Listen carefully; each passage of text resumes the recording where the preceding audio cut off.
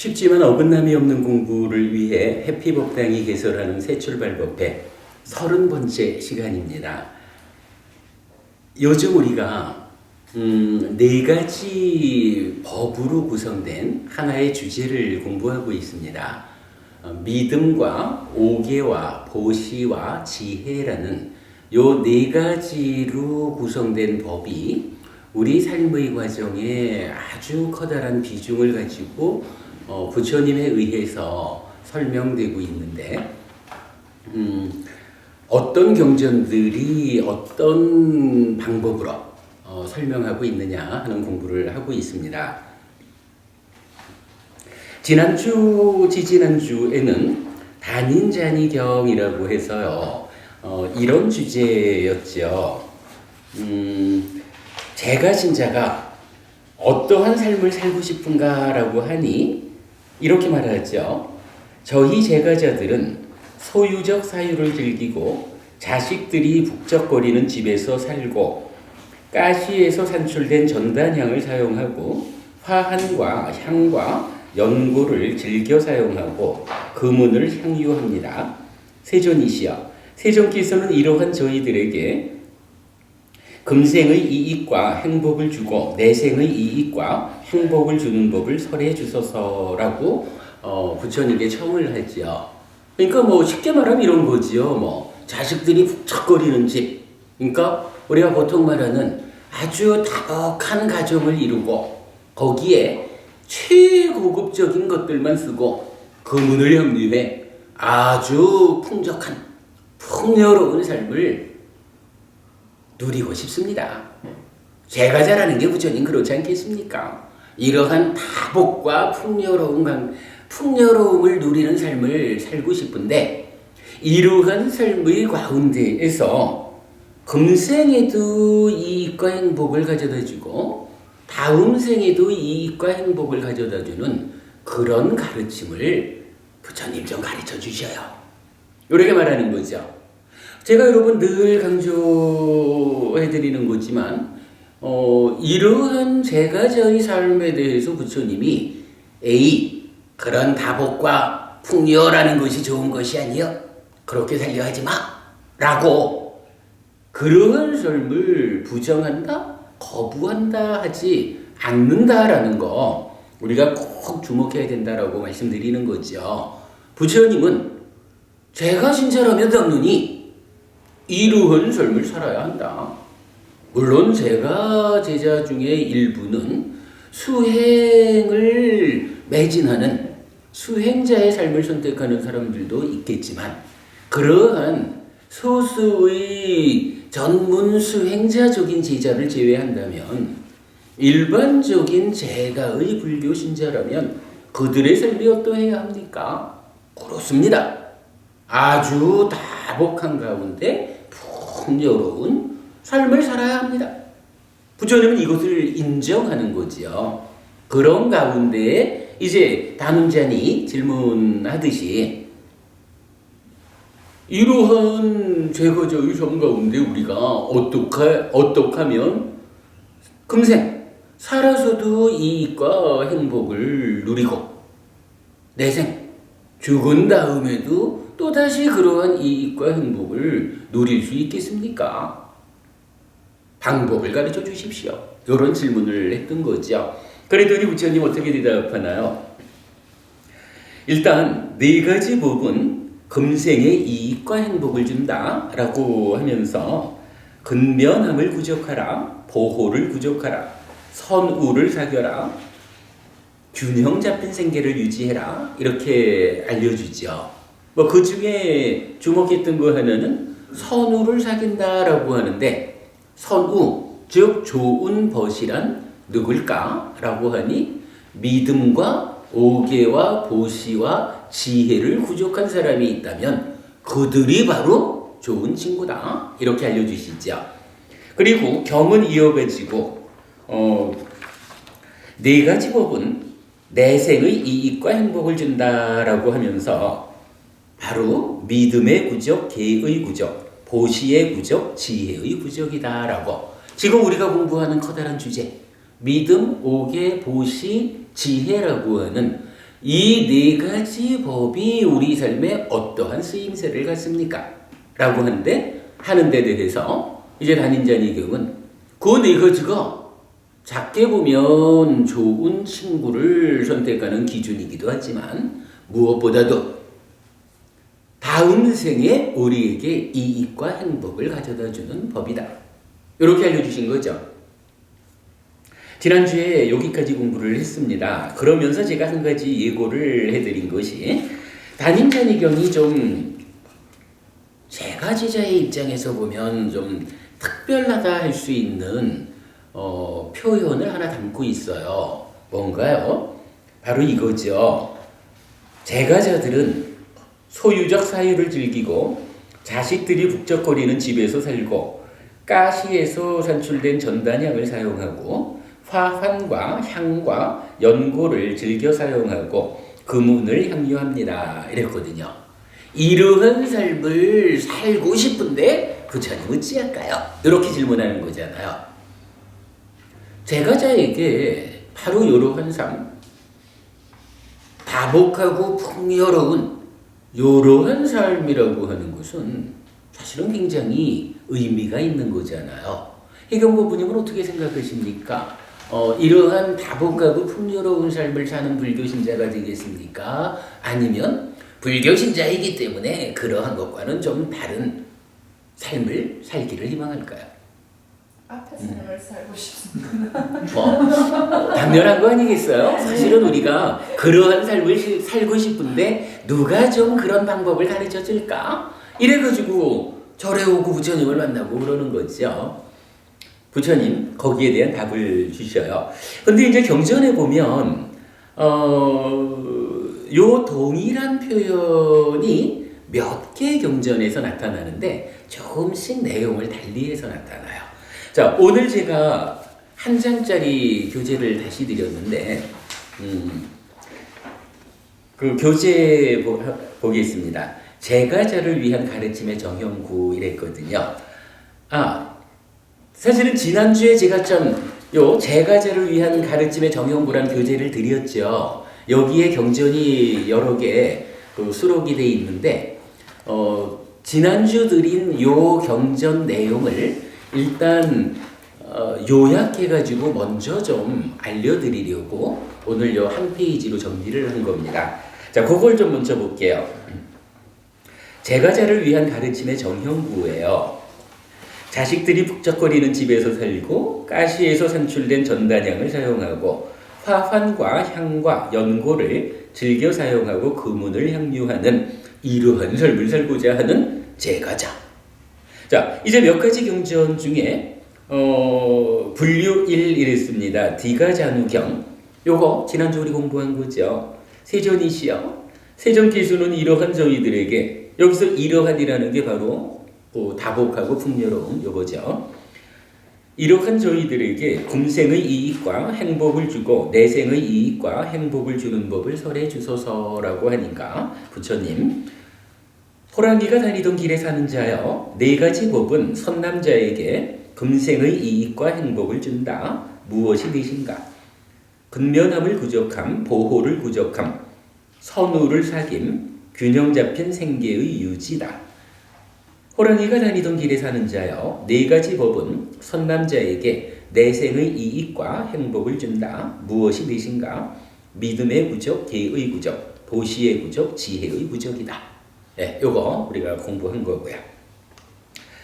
자, 분류 2 이랬어요. 웰루드와라에 사는 자들 경 이랬는데 이 경도 사실은 오늘 공부의 중심은 이 경전입니다. 이 경전 이렇게 부처님께 말을 해요. 이러한 삶, 즉 오늘 주제죠. 다복하고 풍요로운 이러한 삶을 살면서도 몸이 무너져 죽은 뒤에 좋은 곳 천상에 태어나도록 해주십시오라고 부처님께 여쭤요.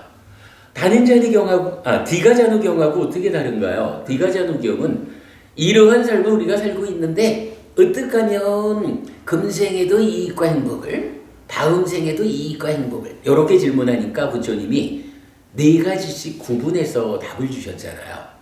근데 이제 요번 웰루드와라에 사는 자들 경에서는 우리가 지금 이렇게 살고 있습니다, 부처님. 이렇게 살고는 있는데요. 이게 여러 말씀드려 보면 이러한 삶 때문에 다음 생에 괴로움이 생길 수도 있을 것 같으니 어떻게 하면 이러한 삶의 끝에 가서 다음 생에는 하늘나라에 태어날 수 있겠습니까? 조금 다르죠. 조금 다르지만 아주 유사한 질문을 하지요. 오늘 그 이야기 중심으로 하겠고요. 그 다음에 세 번째 분류로는 삼다가경이라는 경전이 있어요. 요거는 이제 가르침들이 좀 차이가 있다라고 말을 해줘요. 그냥 참고적으로만 볼게요. 다른 스승의 가르침에 대해서 비판적인 말을 해요. 다른 스승이 가르치는 삶을 따라 배우면 우리가 지금 이러한 다복하고 풍요로운 삶을 살면서도 죽은 다음에 어디에 태어날 건지 어떠한 미래의 세상을 가질 건지를 알 수 있는데 다른 스승들의 가르침을 따라서 산다 하면 이거 뭐 죽은 다음에 어디 갈는지 어떤 미래의 삶이 따라오는지가 이렇게 사는 우리하고 그렇게 사는 그분들하고 다를 게 없네. 이렇게 말하는 거예요. 그 얘기는 뭐냐 하면 오직 부처님 가르침만이 요렇게 살아가는 우리하고는 좀 차원이 다른 행로와 미래세가 주어진다. 아무래도 그러겠죠. 부처님 가르침에 의해서 잘 수행하는 삶을 살면 그래도 웬만해서는 새끼무새끼 높은 하늘에 태어날 거고 그 공부가 완성되면 해탈하잖아요. 다시는 태어나지 않아도 되는 윤회에서 벗어나는 이런 결과를 가져오니까 요렇게 다복하고 풍요로움을 추구해서 사는 우리의 삶하고 부처님 가르침의 본질대로의 삶하고는 이런 차이가 있습니다. 그런데 다른 스승들이 가르쳐주는 가르침은 따라 살아봐야 그분들이 죽어서 가는 데나 우리가 죽어서 가는 데나 다를 게 별반 없어. 요렇게 이제 말해주는 경전이에요. 부처님 가르침이 얼마나 뛰어난 가르침인가 요걸 설명해주고 있어요. 참고하시고요. 그 다음에 네 번째 분류로는 세 개의 경전을 볼 수 있는데 출가자하고 제가자하고 간에 차이가 좀 있다는 거예요. 이제 뭐 이런저런 사람들이 부처님한테 저쪽에 지나가는 어떤 외도의 수행자를 보고는 저분들은 아라한입니다. 이렇게 말을 하면 부처님이 이러한 삶, 즉 다복하고 풍요로움을 위주로 하는 그러한 삶을 살면서 사실은 저기 지나가는 저러한 수행자가 정말로 아라한일까? 아닐까? 올바른 길을 공부하는 분일까? 그렇지 못한 분일까? 라는 것을 잘 알지 못합니다. 사실은 굉장히 오랜 세월 함께 하면서 주의를 기울이고 지혜를 갖춘 사람이래야 정말로 저 사람이 아라한이구나 아니구나 라고 알 것입니다. 물론 출가자를 말하는 건 아니에요. 출가자는 자기가 직접 공부를 하기 때문에 스스로가 수련해 가니까 그것을 구분하는 일은 어렵지 않죠. 그래서 이러한 다복하고 풍요로운 일반적인 제가의 삶을 사는 제가자가 함부로 저기 지나가는 저분이 아라한인가 봐 라고 판단하지 않아야 합니다. 이건 무슨 의미예요? 지나가는 저분을 보고는 아라한이구나 라고 판단을 하면 어떻게 해요? 아라한이니까 가서 모시고 스승으로 삼아야 되잖아요. 근데 그거 판단이 잘못된 것 같으면 잘못된 스승을 따르는 게 되잖아요. 그래서 그렇게 쉽게 보면 안 됩니다. 차이를 인정하십시오. 이런 얘기고요. 그 다음에 이제 또 한 가지 나무장사경이라는 경전은 유사해요. 부처님이 그대는 보시를 합니까? 라고 하니까 예 부처님 저희는 보시를 합니다. 이러이러한 분에게도 보시하고 이러이러한 분에게도 보시하고 열심히 보시를 합니다. 라고 하니까 부처님이 요건 여러분 또 중요한 개념이에요. 보시라고 하는 것이 그대의 삶에 복을 만드는 공덕이 되는 삶을 영상으로 이끌고 죽은 다음에 욕계에 이어서 하늘나라에 태어나게 하는 이러한 중요한 일인데 이 보시를 받는 사람이 정말로 나에게 커다란 공덕을 복을 되돌려 줄 수 있는 그러한 사람일까 아닐까라고 잘 아는 것은 중요합니다. 그런데 사실은 이렇게 다복과 풍요의 삶을 살아가는 그러한 일상을 가지는 제가자가 그렇게 판단하는 일은 어렵습니다. 라고 부처님 말하는 거예요. 그러면서 부처님이 한 가지 좋은 방법을 알려주셔요. 그러므로 그냥 눈에 띄는 누군가에 대해서 보시하는 것보다는 승가에 보시를 하십시오. 불법승 삼보에 속하는 이 승가에 보시를 하면 여기에서는 판단의 문제가 있을 게 없습니다. 되도록 개인적인 보시보다 승가의 보시를 하는 것이 훌륭한 방법입니다. 부처님이 이렇게 알려주셔요. 요것도 이런 다복하고 풍요로움을 추구하는 이러한 삶을 중심에 둔 제가자가 참으로 훌륭한 분이다. 올바르게 그 부처님 공부를 따라가는 분이다 라고 판단하는 일이 쉽지 않으니까 괜히 잘못 판단해가지고 열심히 훌륭하게 보시하고도 그 보시의 공덕이 초라해지는 그런 결과를 만들지 말고 승가해 보시하십시오. 이렇게 알려주는 내용입니다. 참고하시고요.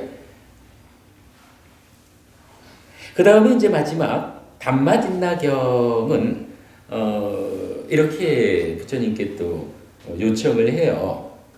그런 저희들이 즉 달리 말하면 이렇게 다복과 풍요를 추구하는 이러한 저희들이 열애께서 설하셨으며 가르침이 깊고 뜻도 깊고 출세간적이고 공함과 관련된 경들의 가르침을 자주자주 들어가서 머문다는 것은 쉽지 않습니다. 세존이시여, 세존께서는 5가지 학습 계목에 서 있는 저희들에게 이보다 더 높은 법문을 설해 주십시오. 그러니까 부처님, 저희가요 5가지 학습 계목, 달리 말하면 이게 5개예요. 5개를 지키는 저희들에게 사실은 저희가 이러한 삶을 살아가고자 하다 보니까 부처님께서 참 높은 삶으로 이끌기 위해서 알려주시는 이런 높은 수준의 공부를 따라가기가 어렵습니다. 그러니 5개를 지킨다라고 하는 제가자의 기본은 우리가 하고 있는데 그래도 요 위에 좀 한 단계 업그레이드된 우리들의 공부를 알려주십시오. 이렇게 이제 요청을 하는 거예요. 그러니까 전문적인 수행자로 가기는 좀 어렵지만 그래도 5개만 지키는 불교 신자보다는 조금 그래도 우리가 더 가고 싶습니다. 이렇게 부처님한테 여쭌 거예요. 그랬더니 부처님이 예류자를 구성하는 4가지 법이 있어요. 요거 뭔가요? 우리가 늘 말하는 겁니다. 불법승 삼보에 대한 아주 정확함. 부처님께서 정의해 주신 그대로 부처님을 알고 가르침을 알고 승가를 하는 거죠. 부처님이 정의해 주신 것과 전혀 엉뚱하게 부처님을 정의해서 열심히 부처님을 믿는데 그게 부처님이 말하는 부처님 당신의 모습하고는 달라. 이러면은 나는 부처님을 믿는다고 생각하지만 사실은 껍데기만 부처님으로 포장을 한 부처님 아닌 다른 자를 믿는 게 되잖아요. 그러니까 부처님 불법승 삼보에 대한 아주 정확함. 요거 열애 시포라고도 하고 붓다 부덕이라고도 하는 거 알죠? 요렇게 그 아주 정확함 3가지에다가 계를 구족하는 삶, 요 4가지가 예류자를 구성하는 법이거든요. 그래서 우리가 전문 수행자로 가기는 어렵다 해도 5개보다는 한 단계 높은 수준의 그 불자의 삶을 실천하고 싶습니다. 알려주십시오라니까 부처님. 부처님에 대해서 아주 정확하게 알고 따라야 합니다. 법에 대해서 아주 정확하게 알고 따라야 합니다. 승에 대해서 아주 정확하게 알고 따라야 합니다. 계를 구족해야 합니다. 이렇게 알려주는 거예요. 그러면 이러한 삶으로 어딜 간다고요? 아까도 말씀드린 거지만 삼매를 가지 않고도 예류자와 일례자는 실현이 가능하잖아요. 어떤 방법으로? 바로 이런 방법으로. 그렇게 알려져 있는 거죠. 요렇게 이제 그 출가자와 재가자에게 조금 구분을 적용하는 경전들이 몇 개 있어요. 자, 전반적으로 자식들이 북적거리는 집에서 살고 가시에서 산출된 전단향을 사용하고 화환과 향과 연고를 즐겨 사용하고 금은을 향유하는 요런 다복하고 풍요로운 삶을 살고자 하는 재가자를 위한 몇 가지 경전의 가르침 이렇게 요약을 해봤습니다. 사실 지난주에 드린 경전을 좀 다 보려고 하니까 너무 많아서 진도를 좀 나가려고 요약을 해드린 겁니다. 오늘은 요약된 가운데 경전 하나만을 좀 보도록 하겠습니다. 지난주 나눠드린 교재에 3페이지가 되네요. 자, 3페이지 위쪽에 보면 3번에서 웰루두아라에 사는 자들 경이라고 있습니다.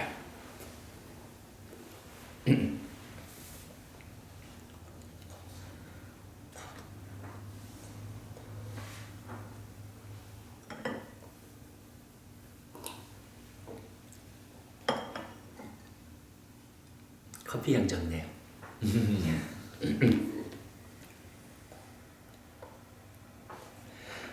이렇게 한 곁에 앉은 웰루두아라의 바라문 장자들은 세존께 이렇게 말씀드렸다. 곧다마 장자시여, 저희들은 우리는 자식들이 북적거리는 집에서 살기를, 우리는 가시에서 산출된 전단향을 사용하기를, 화환과 향과 연고를 즐겨 사용하기를, 금은을 향유하기를, 몸이 무너져 죽은 뒤에 좋은 곳 천상에 태어나기를 이라는 이러한 소유적 사유와 이러한 열의와 이러한 기대를 가지고 있습니다. 곧다마 존재하시어 이러한 소유적 사유와 이러한 열의와 이러한 기대를 가지고 있는 저희들에게 법을 설해 주십시오. 그래서 저희들이 자식들이 북적거리는 집에서 살고 가시에서 산출된 전단향을 사용하고 화환과 향과 연고를 즐겨 사용하고 금은을 향유하고 몸이 무너져 죽은 뒤에 좋은 곳 천상에 태어나도록 해 주십시오. 이랬어요. 아까 잠깐 보았지만 디가자노경에서 말하는 금생의 이익과 행복을, 내생의 이익과 행복을 주는 법을 알려주십시오라고 했을 때 부처님이 각각에 대해서 4가지씩 법을 가르쳐 주셨거든요. 이제 이 경에서는 요게 이제 좀 표현이 이렇게 어떨지 몰라도 뒤에 가서 우리가 확인될 수 있지만 요 주제는 이거예요. 우리가 이렇게 다복하고 풍요로운 삶을 지금 살고자 합니다. 우리가 이렇게 삶을 살아내고도 이게 저기 마치 그 왜 기독교에서 그런 말이 있죠. 부자가 천국에 가는 것은 낙타가 바늘구멍을 통과하는 것보다 어렵다? 이렇게 말하잖아요. 근데 사실은 이런 부분이 우리 주변의 삶에서 보면 열에 한 7, 8은 그렇게 산다고 봐야 할까요? 부자라는 분들이 그렇게 우리 사회에서 정말로 칭송받으면서 죽으면 하늘에 태어날 만한 이런 삶을 사는 사람이 많지는 않잖아요. 그러니까 지금 이 질문한 사람들도 그런 사람이겠지요. 우리들이 어쨌든 부자로서 삽니다. 부자로서 이렇게 살고 있는데 정말로 낙타가 바늘구멍 빠져나가는 그런 확률에 의해서 하늘에 태어난다라는 것은 좀 곤란합니다. 어떻게 우리가 살아가면 이러한 삶을 살아가고도 죽은 다음에 하늘에 태어나겠습니까? 가르쳐 주십시오. 요걸 말하는 거예요. 앞에 경전하고 차이가 있다면 앞에 경전은 어떻게 하면 지금 우리가 그러한 삶을 살고 어떻게 하면 다음 생에도 그러할까요? 이렇게 질문한 건데 이제 이 경전은 뭐 여기서 벌써 이제 그 대화의 상대방이 웰루드와라의 바람은 장자들이잖아요. 이 바람은 장자라는 게 따지면 지금으로 보면 그 뭐 기업가 정도 되는 보통 말하는 상위 1% 이러나요? 뭐 이제 그런 사람들 이렇게 보아도 되겠죠. 현재로 보면. 그러니까 어떻게 하면 부자가 될까요? 이 부분을 관심이 없는 거라고 봐야겠죠. 부자로 다복하고 풍요롭게 사는 거는 살겠는데 죽은 다음에 그래도 하늘에 가고 싶습니다. 요렇게 이제 그 법을 정하는 거죠. 오늘 공부의 주제입니다. 장자들이여 나는 그대들 자신에게 적용시킬 수 있는 법문을 설하리라. 이제 그것을 들어라. 듣고 마음에 잘 새겨라. 나는 설할 것이다. 그렇게 하겠습니다. 라고 웰루드와라에 사는 바라본 장자들은 세종께 대답했다. 세종께서는 이렇게 말씀하셨다. 장자들이여 어떤 것이 자신에게 적용시킬 수 있는 법문인가? 장자들이여 여기 성스러운 지자는 이렇게 숙고한다. 나는 살기를 바라고 죽기를 바라지 않으며 행복을 바라고 괴로움을 혐오한다. 이처럼 살기를 바라고 죽기를 바라지 않으며 행복을 바라고 괴로움을 혐오하는 나의 목숨을 누가 뺏어가려 하면 그것은 사랑스럽거나 소중하지 않다. 그런데 만일 내가 살기를 바라고 죽기를 바라지 않으며 행복을 바라고 괴로움을 혐오하는 다른 사람의 목숨을 뺏으려 하면 그것은 그에게도 사랑스럽거나 소중하지 않다. 나에게 사랑스럽지 않고 소중하지 않은 법은 남에게도 역시 사랑스럽지 않고 소중하지 않다. 그러니 어떻게 나에게 사랑스럽지 않고 소중하지 않은 법을 다른 사람에게 적용할 수 있겠는가? 라고. 수영 부부님, 지금 읽은 저 한 문단 중에 제일 핵심이 된다, 중심이 된다라는 한 문장, 그러니까 말 한마디 뽑으면 뭘까요? 이거 다른 사람에게 적용할 수 있겠네. 그거보다는 사실은 이제 그건데. 아니요, 지금 죄송한 말씀인데 제가 딴 세계로 가 있다가. 그러셨군요.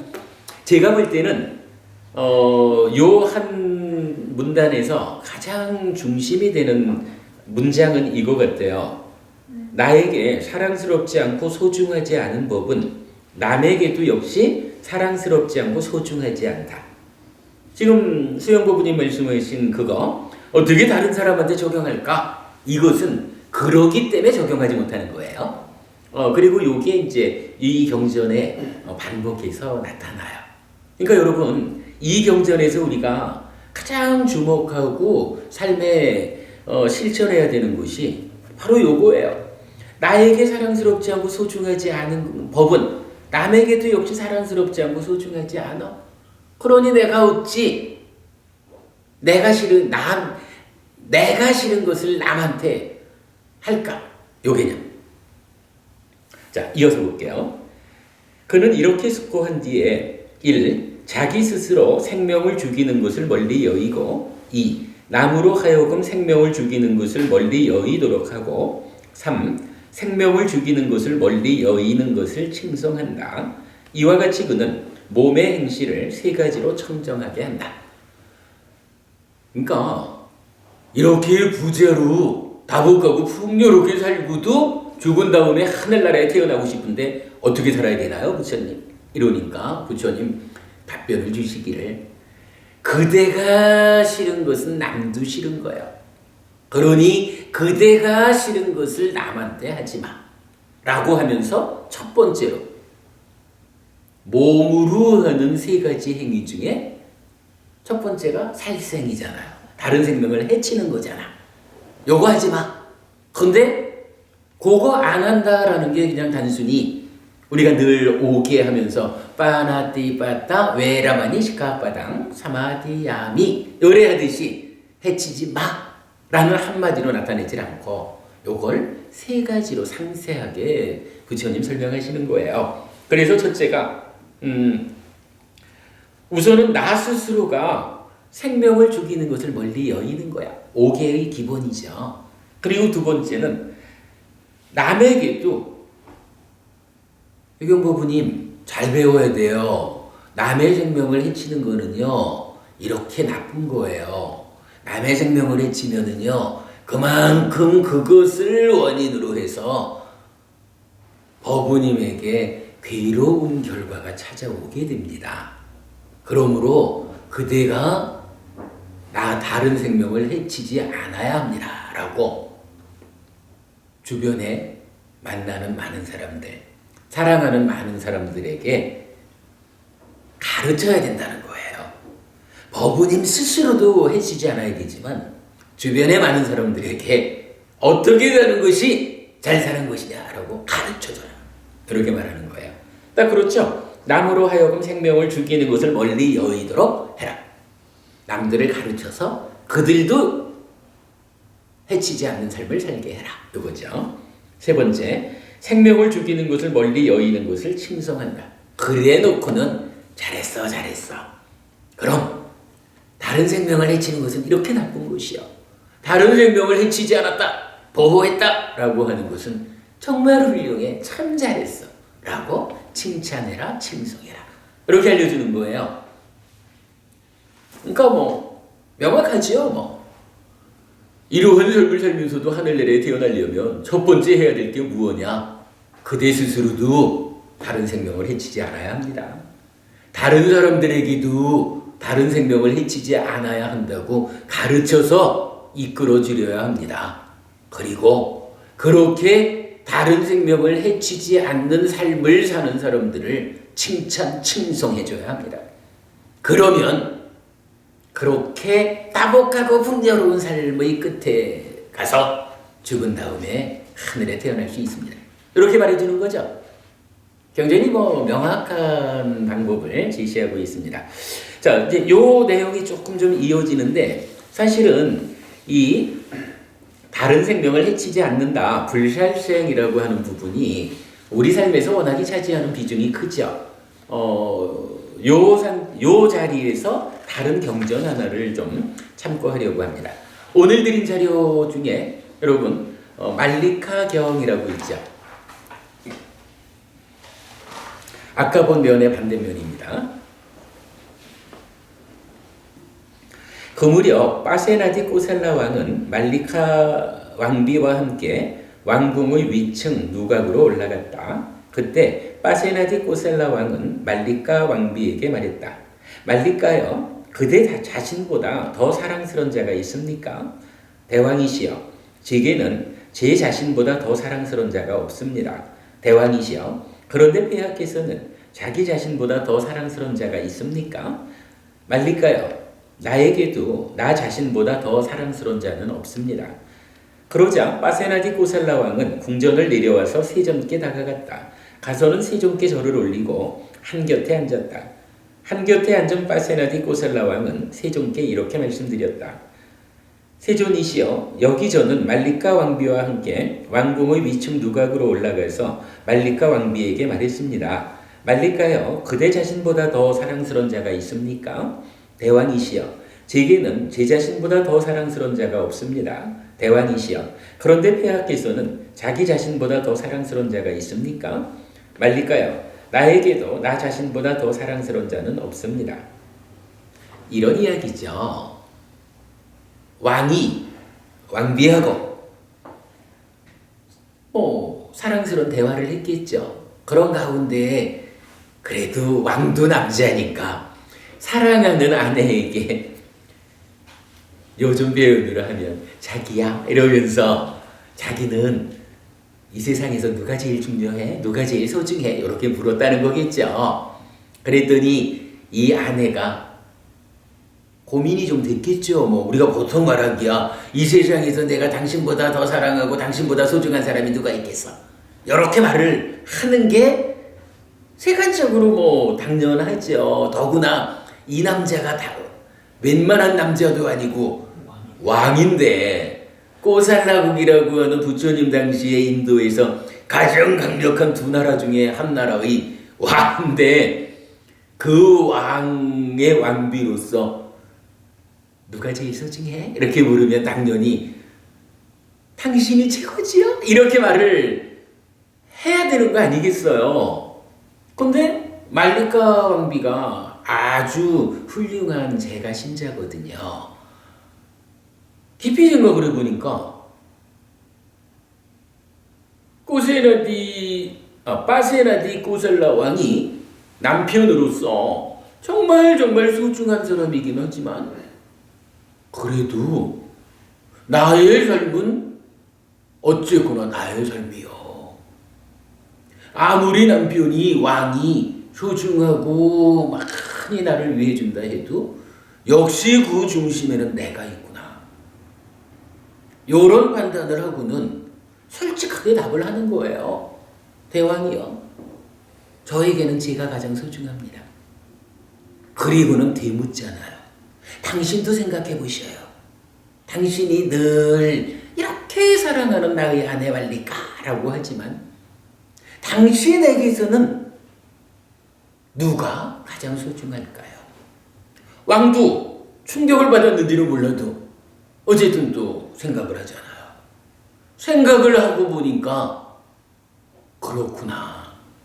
참으로 나에게도 가장 소중한 존재는 나 자신이구나. 이렇게 생각이 동의하게 된 거죠. 그런데 이제 거기까지 동의는 했어요. 그래서 아내에 대해서 참 현명하다, 훌륭하다 이렇게 했죠. 근데 문제는 빠세나디 꼬살라 왕도 부처님 제자란 말이에요.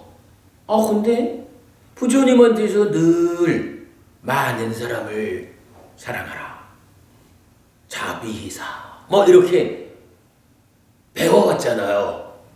근데 막상 누가 가장 소중할까? 라고 주제를 내세워 보니까 많은 사람을 사랑해라 이 얘기가 아니라 내가 가장 소중해. 이게 뭔가 가르침과 견주어서 혹시 우리가 잘못 판단한 건 아닐까? 이런 생각을 하게 되잖아요. 그러니까 바로 부처님한테 쫓아간 거죠. 부처님, 저희가 이런 대화를 했습니다. 혹시 부처님 저희가 잘못 판단한 것은 아니겠습니까? 하고 여쭤보는 거예요. 그러니까 부처님이 딱 그 의미를 알고 이제 답변을 이래 해주셔요. 그러자 세존께서는 그 뜻을 아시고 그 사실에 대해서 이 개성을 읊으셨다.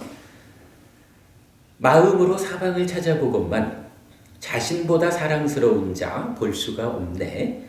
이처럼 누구에게나 자신이 사랑스러운 법. 그러므로 자기를 사랑하는 자 남을 해치지 마세. 이렇게 말씀을 하시는 거예요. 그러니까 따지자면 자비희사 사무량심 보시에요 이행동사 해서 많은 사람들을 사랑하자, 그들을 행복하게 해주자, 아픔을 덜어주자, 이 모든 것도 따지고 보면 삶의 중심이 그들에게 있어서가 아닌 거예요. 삶의 중심은 나의 삶은 뭐니 해도 내가 중심이요. 이러한 내가 삶을 형성해야 돼. 행복해야 돼. 그런데 이러한 나의 삶이 어떠한 삶인가? 그대들과 함께하는 삶이잖아요. 그대들과 함께하는 삶이니까 또한 그대들의 행복이 나의 행복만큼이나 소중한 거예요. 이래서 그대들의 행복을 위해서 내가 어떠한 역할을 할까? 이런 부분이 이제 가르침으로 함께 나오는 거잖아요. 고로 부처님께서 바로 그 부분을 지적해 주신 거고요. 이제 저는 지금 이 경전을 보다가 갑자기 말리카 경을 인용해서 소개해 드리는 이유는 뭐냐 하니 바로 이건 거예요. 제가 수영보부님한테 여쭤봤던 이 문단의 핵심이 무엇일까라고 하니 나에게 사랑스럽지 않고 소중하지 않은 법은 남에게도 역시 사랑스럽지 않고 소중하지 않다. 그리고 나에게 사랑스럽지 않고 소중하지 않은 법을 어떻게 다른 사람한테 적용할 수 있을까? 요 부분. 지금 파세라디 왕과 말리카 왕비는 이 중에 정말로 누가 소중해? 내가 소중해. 그랬는데 부처님은 그 말씀을 듣고 어떻게 답변을 해주셔요?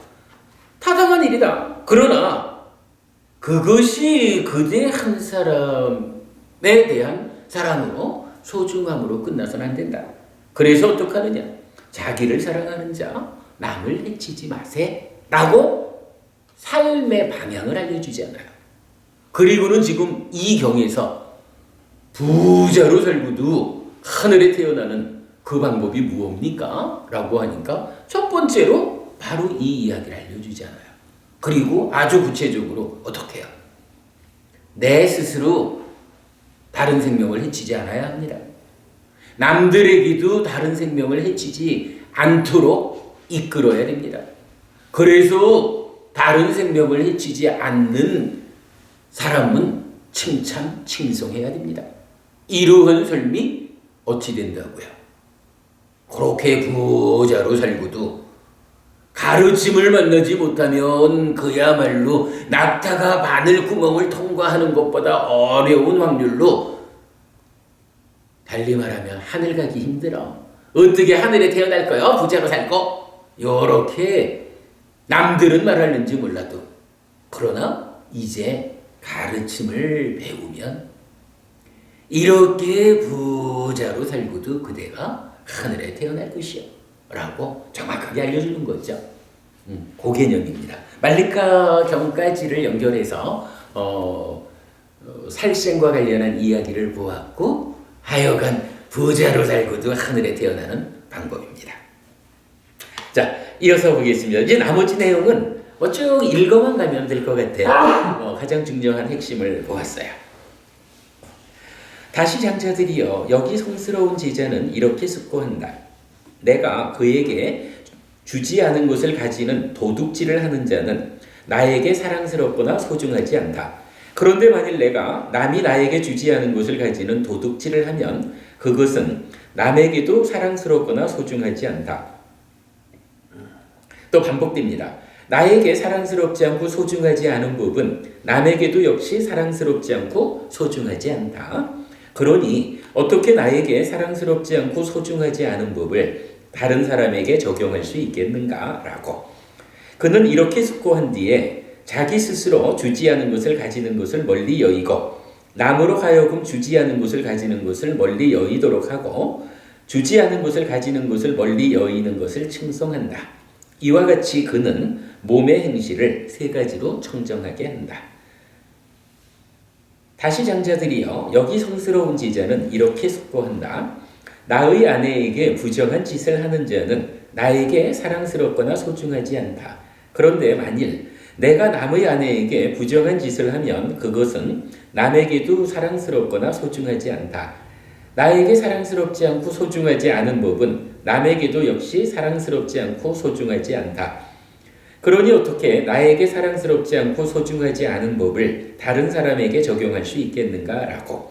그는 이렇게 숙고한 뒤에 자기 스스로 삿된 음행을 멀리 여의고, 남으로 하여금 삿된 음행을 멀리 여의도록 하고, 삿된 음행을 멀리 여의는 것을 칭송한다. 이와 같이 그는 몸의 행실을 세 가지로 청정하게 한다. 여기까지 하면 뭔가요? 신구의 삼업 중에 신업 중에 십악업에 속하는 세 가지로 하지 말고 십선업에 속하는 세 가지로 지어야 합니다. 어떻게? 나도 남에게도, 그리고 칭찬하고, 그렇게 하는 거죠. 하여간 뭐니 해도 여러분, 우리가 반복해서 기억하자고요. 나에게 사랑스럽지 않고 소중하지 않은 법은 남에게도 역시 사랑스럽지 않고 소중하지 않은 겁니다. 자, 그 다음에 다시 장자들이여, 여기 성스러운 제자는 이렇게 숙고한다.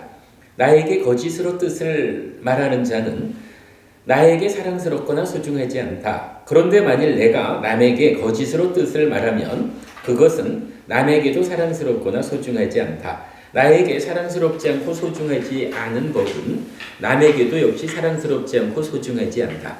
그러니 어떻게 나에게 사랑스럽지 않고 소중하지 않은 법을 다른 사람에게 적용할 수 있겠는가라고. 그는 이렇게 숙고한 뒤에 자기 스스로 거짓말을 멀리 여의고 남으로 하여금 거짓말을 멀리 여의도록 하고 거짓말을 멀리 여의는 것을 칭송한다. 이와 같이 그는 말의 행실을 세 가지로 정정하게 한다. 그리고 이어서 몇 가지는요. 말로 하는 행위 네 가지가 있죠. 그래서 지금 첫 번째로 거짓말에 대한 이야기를 했죠. 그 다음에 이어서는 중상모략 이간질에 대해서도 동일한 내용이 설명되고요. 그 다음에 욕설, 그러니까 악구죠. 욕설에 대해서 동일한 내용이 반복됩니다. 그리고 그 다음에는 잡담하는 거, 기어죠. 동일한 내용이 반복됩니다. 자, 그리고 이제 그 마지막 단락까지 오면 그래서 그분 세존께서는 아라한이시며 내지 세존이시다라고 부처님에 대한 아주 정확함을 지닌다. 법은 세존에 의해서 잘 설해졌고 내지 지자들이 각자 알아야 하는 것이다라고 법에 흔들림 없는 청정한 믿음을 지닌다. 세존의 제자들의 승가는 잘 도를 닦고 내지 세상에 위 없는 복받이시다라고 승가에 흔들림 없는 청정한 믿음을 지닌다. 성자들이 내지 삼매에 도움이 되는 계를 지닌다. 요 네 가지 뭐죠? 예류자를 구성하는 요소 이랬죠. 요 네 가지로서 그러니까 아까 본 다른 경전에서 우리가 고도의 수행자로 살지는 못해도 5계를 지키는 삶보다는 조금 더 향상된 불자이고자 합니다. 이럴 때 부처님 바로 요 네 가지를 알려주셨죠. 지금 부처님 이 경에서도 부자로 살고도 하늘에 태어나려면 이제 몸의 행위 세 가지, 말의 행위 세 가지를 이렇게 바르게 지어야 한다. 그리고 거기에 이어서 예류자가 되는 네 가지 법, 불법승 삼보에 대한 아주 정확함, 달리 말하면 청정한 믿음, 그리고 계를 부족함, 요 네 가지를 갖춰야 한다. 이렇게 알려주시죠. 장자들이여 성스러운 제자가 이러한 7가지 바른 법을 부족하고 이러한 4가지 바람직한 경우들을 부족하면 그가 원하기만 하면 스스로가 스스로에 대해서 이렇게 단언할 수 있다. 나는 지옥을 다했고 축생의 모태를 다했고 악귀계를 다했고 처참한 것 불행한 것 파멸절을 다했다. 나는 흐름에 든 자여서 악취에 떨어지지 않는 법을 가졌고 해탈이 확실하며 완전한 깨달음으로 나아간다라고 달리 말하면 그래서 나는 예리자가 되었구나 라고 하는 거죠. 자, 어쨌든 여러분 이 경의 주제 분명히 이렇게 한마디로 요약할 수 있습니다. 제가 지자라면 당연히 다복하고 풍요로운 부자로 살아야 돼요. 근데 이렇게 부자로 살았다는 것이 정말로 낙타가 바늘구멍 통과하는 것보다 더 어려운 확률밖에 하늘에 태어날 가능성이 없다라고 하면 불교 신자로서 곤란하죠.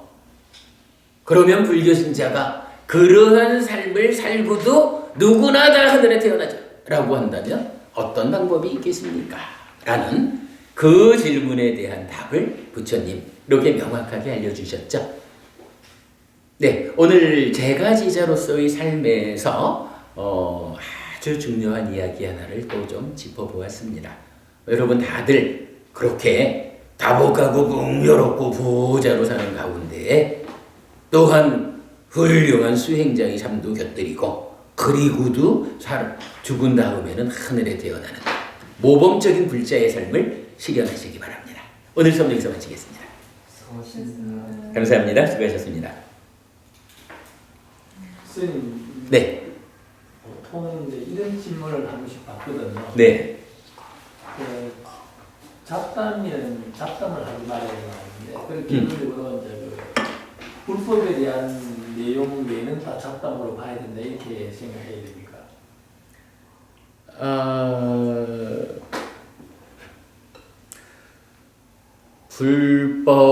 불법이라는 것이 표현하자면 삶을 향상으로 이끄는 거, 그러니까 고멸, 괴로움은 갈수록 줄어들고 행복은 갈수록 늘어나는 이러한 삶을 만들어내는 거라면 모든 것은 다 사성제에 포괄된다 이렇게 말하거든요. 그러니까 잡담하지 마라. 만나면은 법담을 나누거나 침묵하라. 이렇게 말하는 것이 오직 불교 이야기만 하라는 겁니까? 라고 이런 질문이라면 개념적으로는 그렇다라고 하면 되고요. 그럴 때에 그것을 그냥 너무 그러니까 좁은 범주로 해가지고 우리가 다른 사람을 만나가지고 불교 얘기 아니래도 그냥 자연스럽게 종교가 다른 사람하고는 종교가 다르다라는 것 때문에 굳이 불교적인 이야기를 직접 꺼내지 않고도 그냥 대화하는 가운데에서 어떤 것이 삶을 향상하는 걸까? 이렇게 대화할 수가 있죠. 이거를 넓게 보면 그의 삶을 향상으로 이끌어주는 것이다. 불교 신자로서 고진멸도 사성제의 범위 안에서 대화해가지고 삶을 향상으로 이끈다라고 넓게 보면 그게 불교 이야기고 법담이 될 거고, 좁게 보면 어느 경전에서 이렇게 말했고 어느 경전에서 이렇게 수행하라고 했어 라고 해서 이런 직접적으로 1대1로 공부하고 수행하는 이런 법담도 있지만, 그러나 좀 넓은 경우에는 또 그렇게 직접적이지 않지만 그의 삶을 향상으로 이끄는 넓은 영역에서 보면 모든 게 다 불교죠.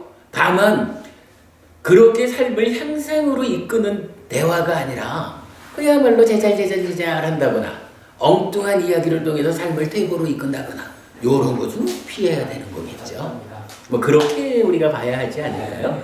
이게 분명히 대화 상대가 충분히 경전을 논할 수 있고 수행을 논할 수 있고 그러면 그 얘기라는 게 옳고, 그거 아니면 그만한 상대방과 앉아가지고 잡다한 얘기 하지 말고 침묵하고 수행하자 이렇게 보는 게 맞고, 그러나 대화 상대가 그렇지 않다라고 하면 우리가 정말 이런 경우 가끔 보는 거예요. 전혀 흥미 없는 사람한테 저도 조심해야 되지만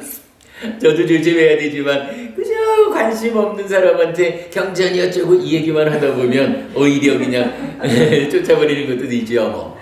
우리가 그렇게 좀 예, 이제 끄셔도 됩니다.